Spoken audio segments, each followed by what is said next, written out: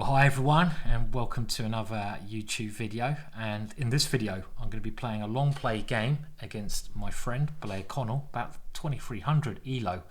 And the idea of this video is basically to help you guys think like a grandmaster. So I'm going to go real deep dive into my thoughts and hopefully beat my friend. Well, let's see. So we're off and I'm taking the black pieces.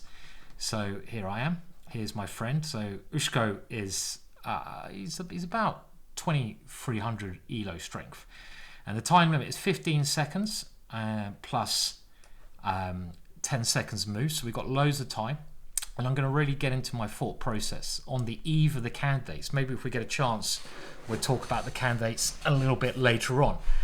Who's going to win? Well, I don't know, but I can tell you my thoughts at least. Okay, so we're starting off with the modern, and this is a very exciting way to play G6, but you have to be willing to play in a certain manner. You give up a lot of space. It's called a hyper modern way to play, where you're aiming to attack the center from the side, and that's what I'm going to do. I bring the bishop out here, fianchetto, and Blair develops with the main line. I'm going to play the main move now, quite a flexible move. This supports either c5 or e5 in some situations. My bishop can often develop, and my knight can go here to also support those moves. So you can see I'm just playing quite naturally. And now Blair's got to make a decision about what to do. Bishop e3 is a very popular choice. I think the most dangerous move for black is f4 here, using the pawns to maximum effect, trying to get three dangerous pawns coming towards me in the center of the board. There's even been some quite weird ideas, I think, with f4 and some queen d2 that Matthew Sadler, Grandmaster in England, has found with the help of computers. Really great YouTube channel, that Matthew Sadler's computer channel. But we leave it to Blair to decide what setup he wants to play. Now, what is our idea? Well, I generally leave the knight here for the time being, because one attacking setup we've got to be aware of is the bishop coming here, the queen going here, and then white trying to exchange off this bishop on c1 for this bishop by going bishop h6. So I leave the knight on g8 to guard against that. For example, if I brought the knight out and castle, that could be very dangerous. I mean, you can still do that, but you have to be really on guard. Now, bishop e3, I'm actually quite glad to see that rather than f4. f4, again, I have a bit more respect for, is, as I say, the most popular idea, especially at club level, because white just wants to go queen d2 and possibly bishop h6, maybe castle queenside. We get a very exciting idea. So now I'm going to play a move that was made popular by Swedish Grandmaster Tiger Hillett Persson.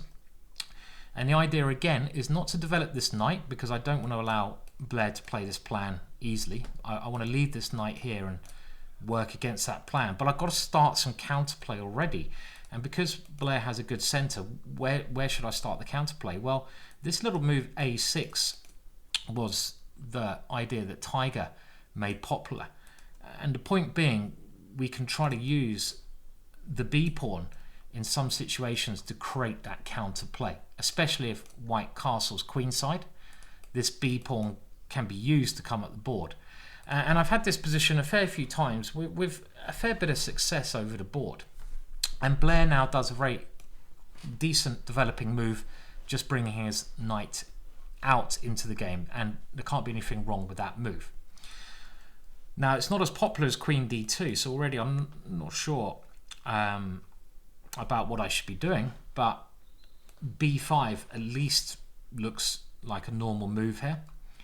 What other options do we have? Maybe now bringing the knight out is a little bit better, because we have a bit more counterplay over here, but I don't want to commit to this yet.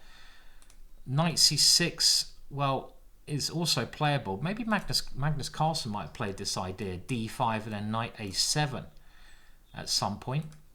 But I don't really see anything wrong with b5, so I'm going to play it. I want to create a little bit of ideas with this b4 move at the right point, but mainly, again, keeping this idea, the hyper-modern attack, trying to attack my opponent's center from the side. Now, in order to play these hyper-modern openings, you have to be really on your guard, because you're very cramped and you can get blown away quite easily. And Blair is now trying to blow me away by launching the h-pawn to start an attack on the king side. And I don't want to allow this pawn to get here. This is one of my favourite tactics, because I know how dangerous that can be. You either come in h6 or here. So I want to stop that or work against it. So there's basically a number of ways I can play. I can either go h5, stop that straight away, but then I don't like my Blair having this square for his knight. I've seen this happen in many games, and there's even ideas with a white knight coming here and a bishop coming here, which can be very dangerous. So I don't like h5 in these positions. Another thing I can do is go knight f6 now, because then if h5 I can take there. But even that I'm not so sure about. There's some sacrifices there, and after knight f6, well, I don't know, I want to hold up on that. So one way I quite like playing this, when the knight is on f3, I like playing the move h6. Now, why do I want to play this? Because if he goes h5, I can now play g5, and because the knight is here, a move which I consider the most dangerous for our setup in that situation would be f4, trying to blow my king side open. But because Blair has put the knight on f3, after the sequence h5, g5, he can't open up my position there of f4 quickly. And again, you have to be very careful how you play this, because I am cramped. I'm basically playing now in a way that I don't want to open it up yet, because if the position opens, clearly white's doing well, because he has the center, because he has 3 pieces developed against my 1. So we want to keep the position closed until I get some counter-attacking chances. So this move is aimed at meeting this with g5, keeping it closed, because I'm not opening lines there, I'm keeping it closed. And again, in order to play these ways, you kind of have to have good experience in these openings. You know, you have to understand the concepts and stop your opponent doing what he wants to do. Now, what are my follow-up moves here? Well, again, some idea of bishop b7 and pawn here looks natural. Bishop b7, I've got to watch this pawn coming through the middle, because g6 is now weakness. So something like bishop b7, e5 and e6, scary. So I want to be able to prepare against this move. So I might even play now the move e6, which is now going to go into a hippopotamus setup, where I've given away a lot of space. So that's one idea. What else do we have here? Could I also play knight d7, e5, and then just take this pawn? A little bit worried about the bishop coming to e4 then, striking my rook. What I'm thinking is, if I go here, he goes here, I can block it up with this move. b4 seems a little bit premature. The knight comes in here attacking that pawn, and I don't really see what b4 is. I want to keep that as an option. So I am leaning towards e6, because this move e5 is scaring me now. And again, you've got to be very careful in these positions. I'm also maybe now considering knight here, but again, this move e5 takes bishop e4. Could get very tactical there. Maybe I've got bishop b7. So can I go here? Well, then he maybe swaps to this move. Then if my knight goes to b4, it's very loose there after bishop here. What is my knight doing over there? So here, I mean, knight c6 is the most aggressive, e6 is the safest. Knight f6 would run into this move, but could I then play knight g4? I'm just trying to work out all my options here, because then at least I cover e6, because I can take. So can I play? I don't know. There's something a bit suspicious about playing this move, because I always have to watch out for the pawn coming here. And you've got to trust your instincts as well. So I'm going to play this super safe move, e6, because maybe there's a more dynamic way to play, but I want to be able to stop this pawn coming forwards, and I want to be able to meet each of Blair's pawn breaks with what I call the Lego move. A pawn comes forwards, I meet it by blocking, like Lego. Okay, now Blair is preparing this knight to come around, and also preparing to meet a move like b4 with c3. a good positional move. And now I probably need to play something a bit more aggressive.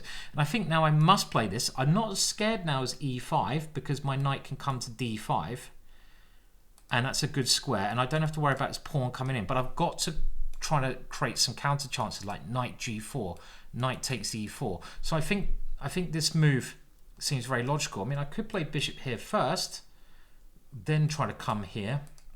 But let's bring the knight out. Got to bring my pieces out. I actually quite like my knight now sitting here. The one downside of the pawn being here. Blair hits me on the queen side with a very good move. Now, I never want to take here because then positionally after rook takes, I've got this big weakness on a6. I think you always have to push on in this position. I could also consider this move, and if takes here, but then he takes on a6. So I'm going to push on. Now this pawn is stranded here. It could be lost. Okay, Blair just trying to aim to exchange it. Makes a lot of sense. And I think I will exchange now because that is a weak pawn. And now this move looking most likely to occur. Because my knight can sit there quite safely. Let's go here. So this is my idea all along. It's not to attack this one, because now if I put a bishop on b7, it seems quite exposed on the open file. So I'd rather just consolidate my knight here, trying to take advantage of my opponent's moves, because now he can't go h3. So I'm hoping I've got one good piece in my opponent's side of the board here. And I would like to get rid of that bishop, because then I might even bet a castle. I would never really consider castling until I get rid of this bishop, because this kind of attack over here looks scary. But if I get rid of that bishop, I'm going to castle and just try to soak up anything he throws at me on the king side, because this bishop is a very good defender. And when he doesn't have a counterpart to potentially attack that, I know from experience that my king should be reasonably safe if I can get rid of this bishop. Now, if he moves the bishop, he has to consider moves like e5. If he moves back, well, okay, he's going quite passive. Let's think about my other pieces. This knight, where am I going to put this? Well, here looks okay. Maybe I would love to get some kind of hold on this square because he can't defend it with a pawn. So an ideal situation would be something like, I can't see it happening, but getting the knight to a5 and then getting in here. If that bishop's not here, can't see that happening. Another thing I could try to do is come here, a5, knight b6, because then he can't go here, kick my knight. Bishop a6. Get rid of that bishop, come here, but it's going to be very long to get these in. So I don't think I want to worry too much about my light square bishop, because this will allow him to just attack it with tempo. What does this achieve? Not always developing is not always good. If I go here, well, it doesn't really do anything. So I've got to consider bringing my knight here, and then if the pawn comes up, well, I can take, and I have a nice square in the center for my knight. I kind of understand Blair's style, so this move kind of expected. And I've got to think, where is my knight best placed? Now, d7, I always like giving my knight's potential. It could be coming towards the king side, but he can always stop that by bringing his knight over. And I don't know, do I even want to bring this knight out? Maybe I want to be swapping off the light square bishop, as we've said. It's a hard position to assess, but the other advantage of going knight d7, I can look at pawn breaks. But is c5 a pawn break I want to play? It doesn't really do much. If I take, he takes back with his pawn. It doesn't really seem to help me. I don't really seem to have many good pawn breaks. The kind of thing I'm worried about is knight here, and then some attack here. So I've got to keep improving my position. But the more I look at knight c6, the more I'm thinking, what is it doing on that square? Not a great deal. But the more I look at this is, what am I doing on that square as well? I mean, coming this way, but I'd love to get it all the way over there, weirdly enough, but it's never going to happen because the knight's coming there. Do I go here and then a6 and go for this slow plan? Or do we play a5 immediately and try to play bishop a6 and try to get rid of this bishop? My bishop's not very good. And if he goes here and brings his knight back, or go, okay, my knight seems quite safe there. So maybe, I don't know, a5 is quite flexible, but not convinced. So Blair's just going to put the knight on g3 and continue like this. Okay, other options, pawn breaks here, and then I could go e5 because that keeps my bishop on this diagonal, and then if d5, my knight comes back here, and we could get some structure of h5 g5 coming in. I kind of like that structure a bit more. Okay, I'm going to go for this. The only reason is I'm now thinking about middle games from other openings, and the kind of structure I kind of like closed structures quite often. So if I go e5, he goes d5, my knight comes here, and I'm hoping to get some chances on the king side. I also like attacking on the king side. These ideas of a5, they might be fine, they might be a better way to play, but I'm going to concentrate where his king's going.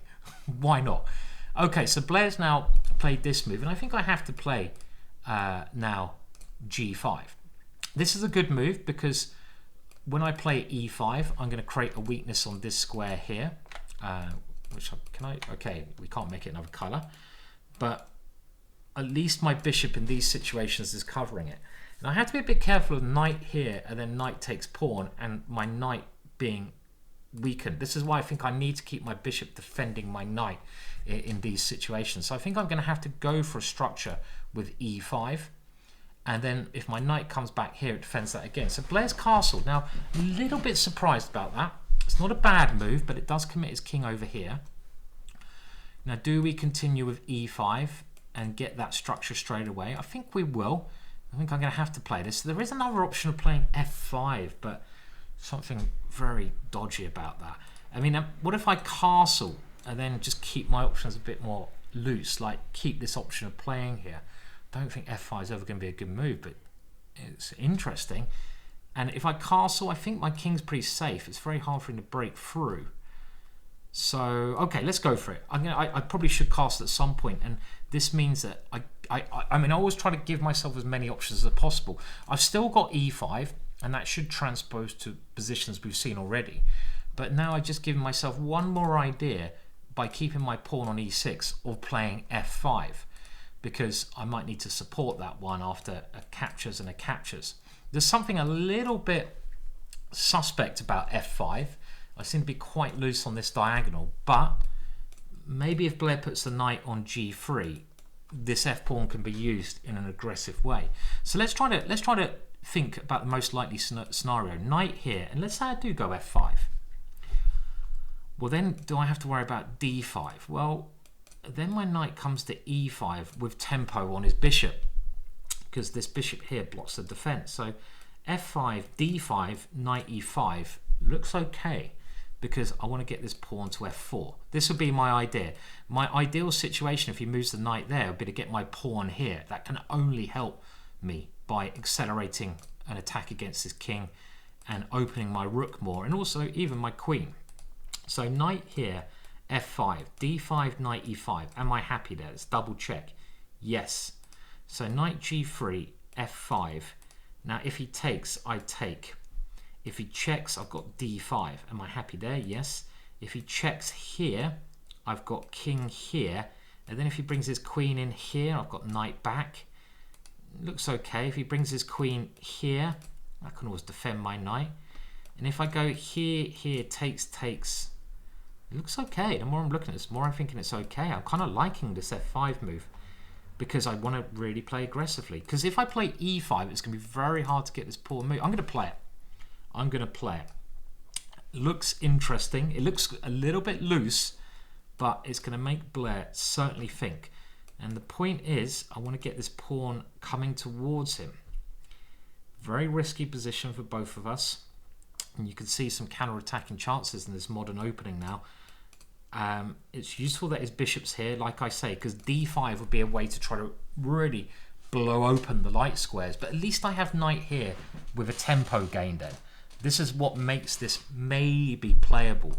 When I say maybe playable, I'm not, I'm still a little bit worried. So takes, takes. And if he goes like queen c2, attacking on the diagonal, of course I go f5. And that seems to be okay because I attack his knight. I get tempo on the knight. But maybe then he goes knight into this square. That might be a good way for him to play. So takes, takes, queen c2. And the point is, if my pawn comes forwards, knight comes in here. Again, always try to think of the most likely scenario so you save time. This is what I'd be doing in a real tournament game situation. I wouldn't be thinking about other things. You've got to focus, and it's a really good way to get sort of even meditating in the correct way, this way of playing. You know, tournament chess. You should always play tournament chess over the board. So takes queen c2. Well, maybe I can also hold that pawn with something even like knight e7. That's not stupid, because then if I go f4, I don't really want his knight coming forwards. And my knight on e7 is basically guarding the key square, which is f5.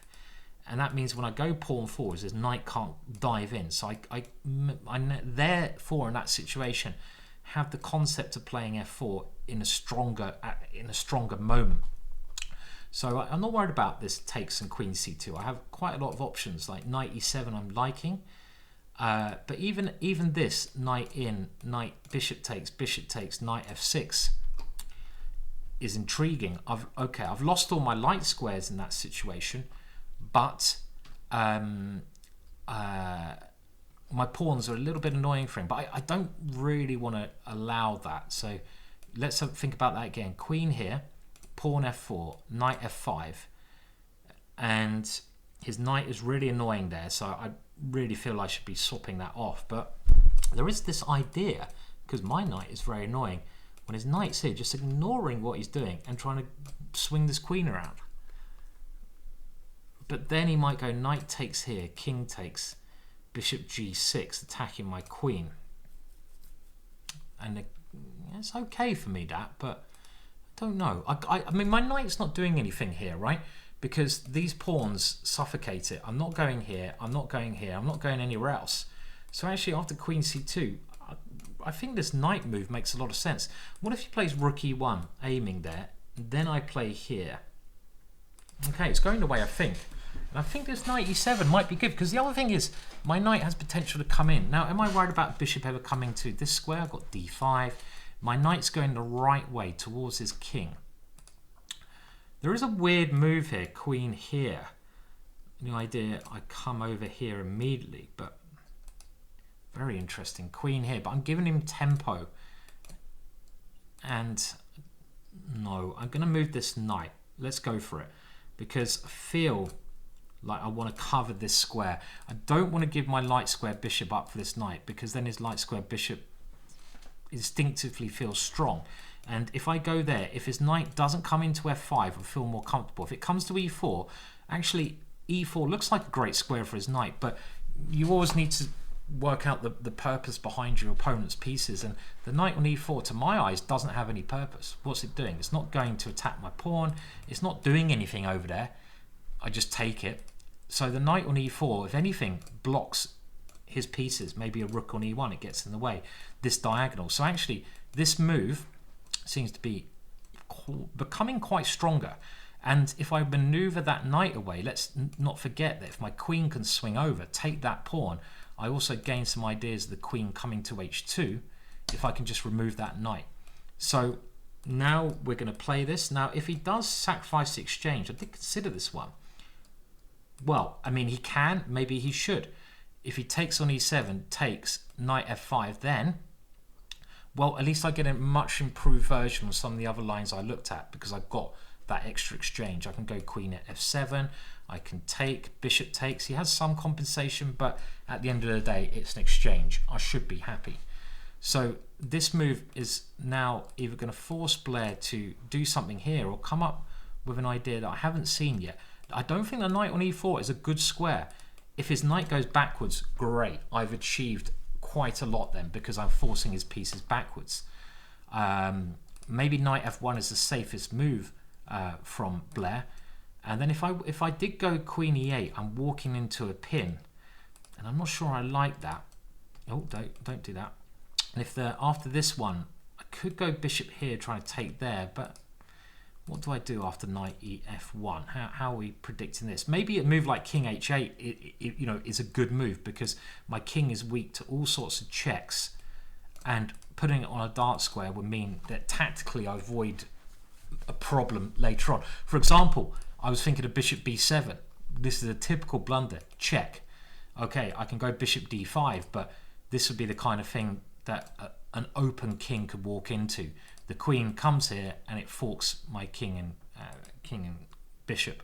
It's not the end of the world because my bishop comes here. Maybe I'm even doing all right there. But I think king h8 would be a very good practical move because I don't see how he improves after knight f1. You don't always, a very important bit of advice for those of you out there who are, you know, trying to make that next step in chess. You don't always need to force the issue. I say this so many times. As long as you're fully aware of what your opponent is trying to do and you're covering those moves, you don't need to force the issue. It's much more difficult for your opponent in actual fact if you just pass the option back to him. And after a move like knight f1, I don't think he's doing anything too scary. This bishop on this diagonal, it's not doing anything. If he comes in, I can always kick it.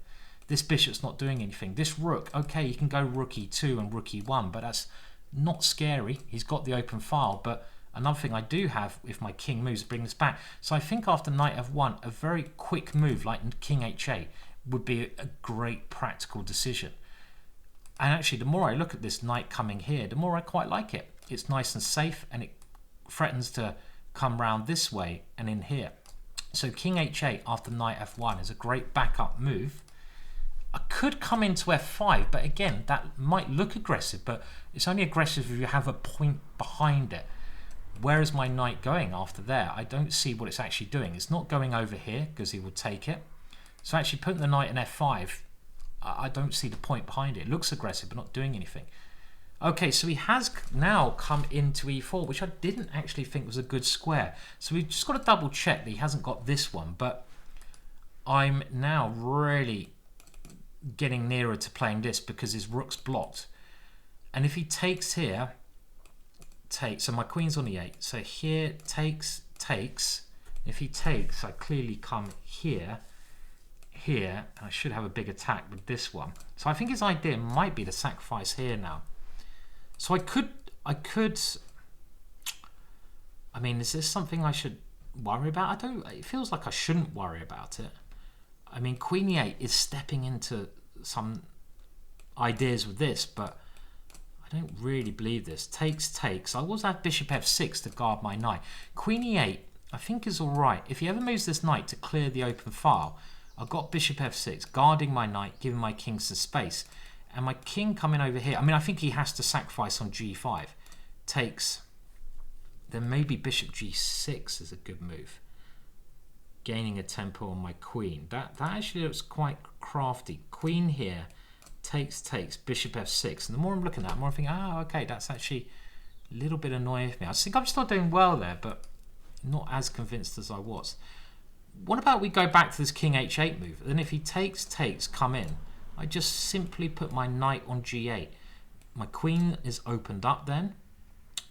My knight defends against anything. I get out of the way of any. King h8 is a good move. And if he then doubles, I can bring my knight back anyway, just getting it out of the way. I like this move. This move is a very, I think, nice preemptive move. Get it off this diagonal. Give the g8 square to my knight in case he sacrifices, because then my knight can come and help the defense of my king. My knight is not finding a good square. f5 I don't think is a good square, but here at least it has potential to come forwards and attack a pawn. So a better square. I get off any checks. I like it. And if we go here and he does the same kind, okay, I mean, I really want to play queen e8, but this sacrifice does scare me a little bit with bishop g6. I can't take the bishop because of the pin. So I just want to, I want to here. And this is, I mean, at the end of the day, it's a very practical move because I'm asking Blair, what are you actually playing in this position? Your time is ticking down. It gives me more time to think. The ball is over to you. I don't see what you're doing. I can improve my position. What are you doing? If you play a move like rook e2, okay, well, I'm not worried about that. But what is your plan with your other pieces? They seem to get in the way of each other here. And it's a very practical move. And when you're not playing a computer, when you're not playing blitz chess, if you're playing in competitions, being practical, very important. And this is a practical move. Okay, so Blair is now trying to push, but it also weakens this one a little bit, So now knight here makes more sense, but I can see his idea. He wants to put the bishop here and fight like this. That makes some sense. Now, knight here, bishop here, and if he goes here, I can always come forwards. Move my knight back. This maybe seems strange, but it's not crazy. What about this move again? Let's have a look, because I really want to start an attack. Even d5 is very interesting now. Trying to get this square for my knight. Got many interesting ideas, but then his knight comes here, and e6 looks scary. And if I come forwards, bishop here, there's no follow-up there. Queen here doesn't work. He can move his knight. So queen here takes. What if I just take on h5 there? And if rook takes e7, pawn takes here. His knight defends everything, and he's still got bishop here. That's getting really random there. I do like the positioning of my attacking pieces. I've got ideas of this, but very random. Queen here, and if it takes bishop g6, do I just come back and just like be like, I'm not afraid. If knight takes here, knight g8, and if he comes in, I take, and I quite like this. I'm going to go for queen e8. Very risky decision because I'm walking into this, but again, I'm actually playing quite practical. Blair's under 2 minutes. He would really like a lot of time to calculate this, but he hasn't. He's moved quickly. A very practical decision. Now, after this one, okay, I'm going to take here. Now he can sacrifice his knight and come in, but these two pieces are dangerously placed because my queen at the right time, if I can get rid of this knight, is threatening to come in. So again, I move quickly because practical. He's got to think, does he take here? Does he take here? And I'm not so scared about this because there's no threats. His pieces are improving. The game is really in the balance here. But he's also got to think, oh, hang on a minute, do I just play pawn here? Then maybe my knight eventually comes to the square. I'd love to get rid of this one, but there's no obvious way to do that at this moment in time. I'm going to have to use other pieces to do that, but I can't see how. But still, this formation is generally a bit scary. Okay, so Blair's played what I consider a pretty normal. Oh, hang on a minute, I've got to be very careful here because in the last variations I didn't have a pawn here, so bishop g6 I could come back, but now this is actually, maybe he's found a very good way to play. For example, pawn takes, rook takes, and he's threatening bishop g6. Ooh, maybe making a mockery of my whole plan. This is quite scary actually. I totally missed this bishop g6 move. That suddenly got me very scared. How am I going to meet this? Have I just trapped my own queen like a bunny? And have I just put my queen on a ridiculous square? Yeah, I mean, actually, this one bishop g6 move has turned the tide of this game. Okay, yeah, I missed this move. This is very annoying, actually. And if I go here, he takes here anyway. It then comes in with bishop g6. I have to take this one, but I don't know what I'm going to do after rook takes here. This is very uncomfortable. Rook here, he goes d5. I don't have time. I mean, this is actually, I've totally, yeah, this shows you when, yeah, overconfidence is a real problem sometimes for me. This queen is now in serious trouble because of this move, which I totally missed. Do I have to bring the knight back? Bishop g6, at least my queen's not getting trapped. It might do. Queen h4. Oh, I've totally underestimated this idea to my detriment. Bishop here, bishop here, bishop f5. Bishop here, he's also got check. It just doesn't feel right. I think I have to move this one. I've really, this idea of moving the queen, big mistake. It felt risky and it was just too risky. I should have spent more time on that move. I was trying to play practically, but it backfired. Practically bad. So I think I have to move the knight back because I was analysing this kind of position when my queen could come to h6, but actually I prefer I didn't have that pawn. What else can I play here? Can I come forwards and go with g4? Completely mad idea. That doesn't look very can I come here and then go g4? But then bishop g6 is always winning my queen. So I think I have to play here to give my queen the square, but I don't like it. His rook is now scary. Bishop here, I go here. Is my queen getting trapped after knight here? Well, I got queen h4. He's got a draw, which is not ideal, but because I've underestimated the position, it's going to be a very exciting finish. But sometimes you just have to play the only moves. I can't see any other option. My queen was getting trapped after the bishop comes in. Now let's remember, you do get 10 seconds per move. Blair just improving his structure.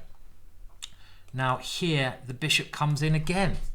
I'd love to play that move, but can I do it? After bishop here, bishop, yeah, it doesn't look good. Does my knight now have to come back, try to force that rook away? But it's really not nice, is it? Bishop here, bishop g6. Can I give up my queen? I don't see how that's going to work. Takes, bishop takes, not working. Oh, this has gone horrible. One slight mistake and I am getting desperate. My position, probably overestimated it. It was just in the balance and I can't see a way to play this position. I really want to play this move, but bishop g6, then I have to resign. Bishop g6 is a killer. Bishop f5, does that keep the game alive? If bishop f5, I take the knight. If queen f5, we go into an ending, which is frankly horrible for me. And if I move the knight back, he just moves his rook here. I don't see how that helps me at all. And then here, bishop here, bishop f5. Okay, maybe I have to try this. I can't see anything else. He's even got this move now. It looks very dodgy for me, this position. I've not played this well. Queen e8, what a bad move. It did feel wrong, isn't it? You've got to trust your instinct. I was playing for a little bit too superficially there. Blair very cleverly saw that he can allow me to take this without any worries. It was actually very well thought out from Blair. Now he's got many interesting choices, but rook c7 looks the scariest. No, I don't have any other choice except coming here, do I? Otherwise I resign. Am I just losing here? Because he's going to take here. And then here. Okay, well I don't have any other choice. I've got to play this move. Otherwise I resign. Could have gone bishop f. No. Looks so dodgy. Takes here. Knight here. Check. King comes back. Even that, I'm not liking it. At least now, okay, so he does take. I have no choice. I've got to take. But this is very dodgy. Check. I have to bring my knight out. Again, my moves are forced. The rook comes in check. I have to bring this back, but he can even go queen b2, and I'm in trouble. Again, forced move here. I go here, and now I've allowed his rook to come in, and it looks like this kind of idea could be terminal. I think it's terminal. I think he's played very well. I have to. Where do I go? Well, if I go, I'm gonna. I don't know. There's so many. I don't like any of my options here. He might even be able to play this bishop here. Check. What a brilliant move that would be. Knight takes, and the queen comes in. Checkmate. Oh, check here. The queen comes in. I resign. Brilliant finish from Blair. Very nice game from Blair. And look how my position just fell apart. Bastard. That queen e8 move. What a bad move that was. Well played, Blair. Obviously, my position is undefendable now. And I just played this queen e8 too quickly. Well played, Blair. And I'm going to message him now because there's no way around this. Queen e8 was horrible, basically, is what I'm saying. And we'll have a look on the computer and just have a quick look where I went wrong. So, okay, so well played, Blair. 30 moves, and this queen e8. Oh, I really regret that one now, but we learn. And we'll have a quick look at the game review, and let's see if we can. Okay, well, Blair played 89%. If we look at the graph, let me just capture this screen. you can see that he was always doing well there. Always doing well. And you could see around, I was overestimating my position somewhat. And around about here, well, it went horribly wrong. And this is where I played Queen E8. So I'm still in the game. But Queen E8 was a very bad move, wasn't it? I think it's gone wrong. Okay, well, very interesting. And Blair played very well, as the graph shows. And we can learn a lot from that. And this is the danger of playing these openings. It can backfire. And I just want to have a look at some other moves here. So around about here, the computer thinks that knight g4 is actually a mistake. I'm not sure about that. Why is that a mistake? Maybe bishop c1, but I don't get it.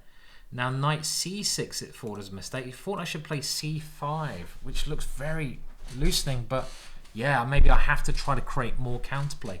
The way I played it, I was actually feeling quite comfortable here, but it's this move, which is the computer's top choice here. I did not trust it, and even though I was getting quite excited about it, it's not working. And Blair's just given me a message saying, cheers, been doing my homework. Now Blair is an incredible at preparing, and maybe I walked into some preparation here, because he probably knows that I played this line, and he might have prepared this knowing that I might go into this line. But all credit to him, homework or not, he played very well. I think if I got this again, I would not be playing this loose line. This is the way to play. And maybe I'm a little bit worse in this situation, but it's a lot safer, right? This is a lot safer. Yet Blair might be pushing with this, but now f5 at least gives me options. I'm covering this square, and I can play this position. I'm a little bit worse. I'm not sure where my play is, so I don't actually like this either, because if I'm not playing f5, which again opens me up, it's difficult. Has Blair just refuted the modern? I don't know. Let's have a look at f5, because at least it brought some action. And this was very, very good play. Knight e7, one of the top choices. And now rook e1. And this is top choice. This is where I start to go wrong, right? Just don't think queen. Maybe king h8, which I thought was very clever. But I've totally overestimated my position here. I've got to play with more purpose. King h8, even though it says wrong, it's the third choice. Something like rook b8, but maybe I just don't have a good plan here. And queen e8, I don't like this move. Let's have a look at where I played this. Very good move. Blair improving his pieces. He played very well here.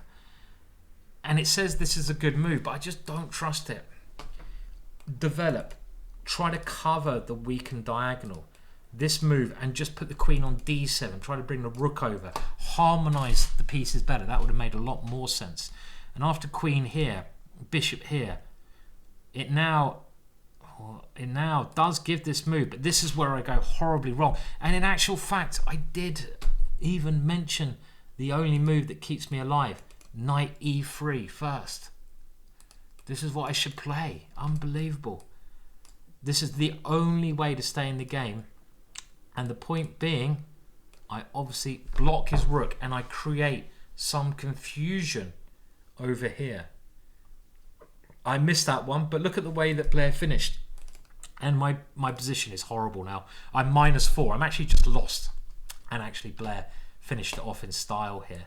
So it was one bad move. I think this idea of queen e8, even though the computer doesn't mind it, I don't believe it. I think I need to play more solidly. Bishop here, queen d7. But even then, something a little bit weakened about my king. Okay, well played, Blair. Bastard. And I'm going to try to do a roundup of some of the candidate games. So I will chat about them in, I hopefully try to do a little bit of a roundup. Who do I think is going to do well? Well, you've got the obvious favourites, Fabiano, Nepo. I think outside bets in the men's and the women's is both the Pragnan Anand and his sister. I think are actually outside bets. I put a little bit of money on them, to be honest. and it's going to be very exciting. So thank you for watching. Cheers, and hope you learned something from that video. I'm just going to go and kick a chair now, if that's all right with you guys. Bye.